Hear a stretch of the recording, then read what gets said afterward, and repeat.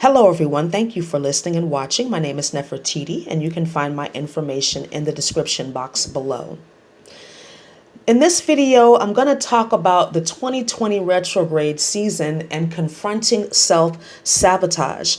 I got a very clear message from Spirit that this is the overall theme, if you will, of these retrogrades. The one and only thing that truly stops our progress is self-sabotage. Others can't stop us, not even the devil himself or negative entities. Their objective is to get you to stop you, because that's the only way you can generate the energy of guilt and shame and those lower vibrational frequencies for them to feed off of. So it's all about you. How do you get in your own way? If you are going through a 12th house transit, like Aquariuses are right now, then you're really looking at these self-sabotaging behaviors, these limiting beliefs. How do you get in your own way? How you stop your own progress? Because that is the 12th house, those hidden things, those subconscious things, which we know your subconscious mind is responsible for most of your behavior. So why do we self-sabotage? The two main reasons are lack of self-worth and codependency. These are most often seen in relationships, right? Where there's an imbalance of power. If somebody has a lack of self-worth and a lack of self-esteem, they'll typically deal with abuse of all kinds.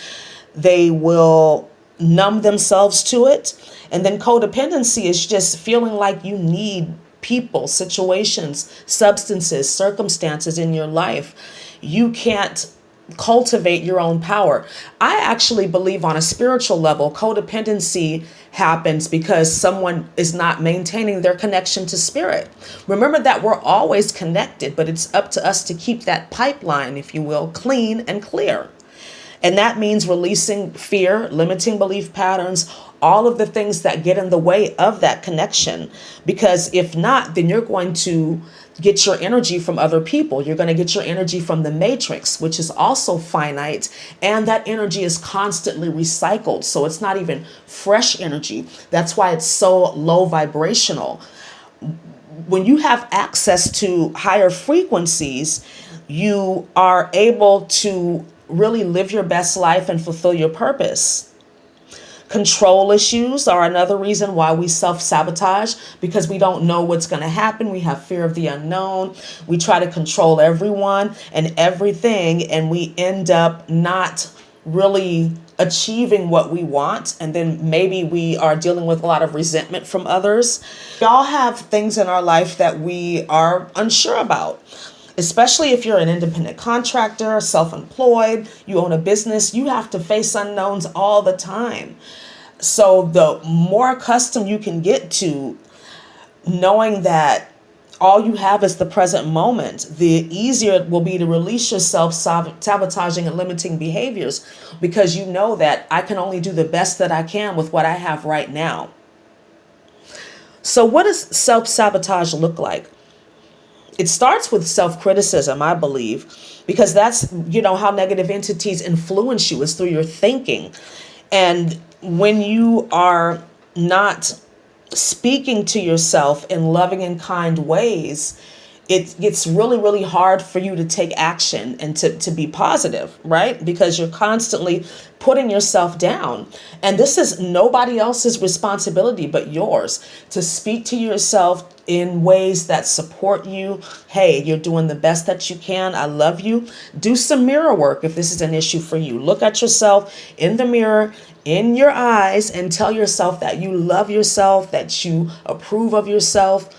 If you can look in the mirror for 10 seconds at yourself and not criticize anything about yourself, then you're in pretty good shape. So try that out and see. Procrastination is another way we self-sabotage, just not doing what we need to do when we need to do it. Because it goes back to that self-worth. We don't feel like we deserve it. Disorganization. It's really hard to be effective and efficient when you are just in chaos and disorder. And organization is different for everyone. It looks different for everyone. But ultimately, you have to find a system or systems that work for you, that help you to be able to flow, especially when it comes to your work. And if you're working from home right now, it's so important for you to be organized. I'm a big fan of block scheduling systems. So you just block out certain amounts of time during your day and you only focus on one thing. So you've got 2 hours for workout, you've got 2 hours for office work, and then maybe another 2 hours later. You've got 2 hours for meal prep, you've got 2 hours for homeschool. Whatever your system is, whatever time slots, time allotments work for you, I highly recommend using a block scheduling system. Being a fake is a huge way people self-sabotage themselves. If you're being fake, that means you're not in alignment with who you really are. That means you are not able to access all of the information, all of the energy available to you so that you can live your best life. And then you're constantly, again, plugged into the matrix, feeding off of what other people think of you, the praise, all of these things that are fleeting because you're trying to be something that you're not. And I'm going to say something really, really harsh, and I don't mean to offend anyone, but I strongly believe that this is what leads to suicide because people are so tired of trying to be something that they're not, and they don't see any other way out. Overindulgence is another way that we self-sabotage. I worked as a fitness trainer for almost 20 years, and the majority of the time I had a business and I was in people's homes. And of course, we talk about diet and nutrition. I'm looking in their cabinets, their refrigerators. And one thing that I would tell them is that when it comes to food and trying to stick to a nutrition plan, if you can't take the pressure, you need to get rid of the weight. Okay? If you can't control yourself with certain items being in your home, sweets, cheese, like whatever your trigger foods are, then you don't need to have these in your home. And I know it's hard if you have children. I have a child, he has to snack and he likes different things. So you've got to practice even more self-control. Remember that self-control is a skill and it's learnable. It takes practice. Being a shit starter is another way that we self-sabotage or other people self-sabotage. Creating conflict so that you don't have to deal with your issues. When you create conflict, that's basically you're able to project ping pong energy back and forth and not really deal with the real issue. Now, conflict is important, right? We have disagreements. We all need to know who each other are, and we all have a right to believe what we believe. But I'm talking about those intentionally contentious people. Like, when they come around, something's going to happen. They're going to have an issue. They're going to get into it with somebody. It's like you've got to walk on eggshells around this person. And that's really self-sabotaging on both ends, in my opinion. So how can we use these retrograde planets, this retrograde energy, to confront our self-sabotage? Pluto retrograde is great for facing our shadow, allowing the old to leave our lives because that blocks the new and fresh energy from coming in. It's cyclical: death, rebirth, transformation, right? We know that there is a constant recycling on this earth plane, but we have to allow things to die in order for new energy to come in. Saturn helps us to get organized, to get focused, helps us to be persistent no matter what's going on. So a practical example is yoga, right? When I talk to students, for example, that I haven't seen for a while in a yoga class, they have all kinds of reasons why they haven't practiced or why they haven't come to class. And 9 times out of 10, those reasons are not related to the yoga practice at all. So think about that.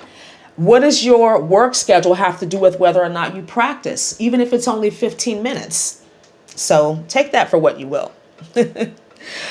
Venus is helping us to face any self-worth issues, codependency issues, which always show up in our relationships. And lots of people are having issues and struggles right now just because of the conditions that we're in. But this is a wonderful opportunity for us to heal these issues that we might have with neediness and just not feeling good about ourselves. So we put up with deplorable behavior from other people. We don't speak up. We're not able to communicate what we need because we don't feel worthy of getting what we need, of having what we need. So call on that Venus energy to help you with this. Jupiter is helping us to grow, to expand. Where are we holding ourselves back? Where are we not able to see the bigger picture and step outside of the box, step outside of our comfort zones?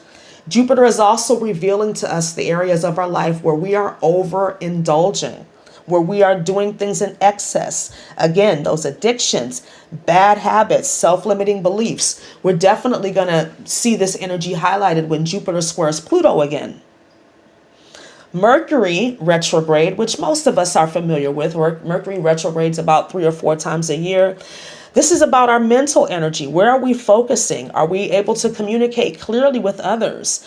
Do we have issues with lying and manipulating to get what we want? Which, by the way, creates huge blocks in your throat chakra. So if you are a liar, a manipulator, you're also not plugged into your creative energy. So definitely address this if it's an issue. Neptune is helping us to deal with our inner child issues, our inner baby, and where we are fooling ourselves.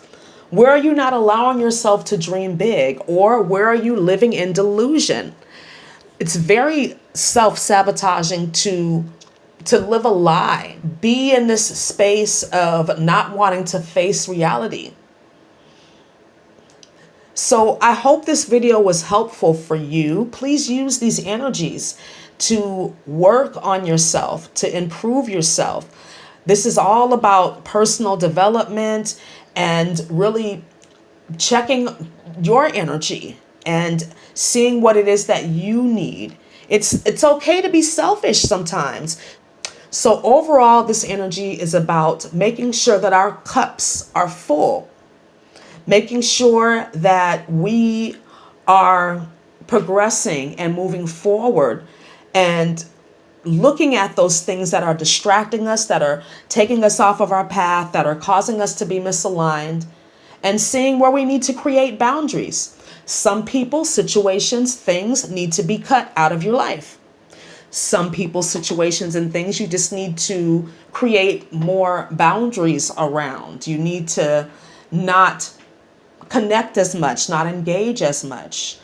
So only you can be the judge of that. And it is up to you. It's your responsibility.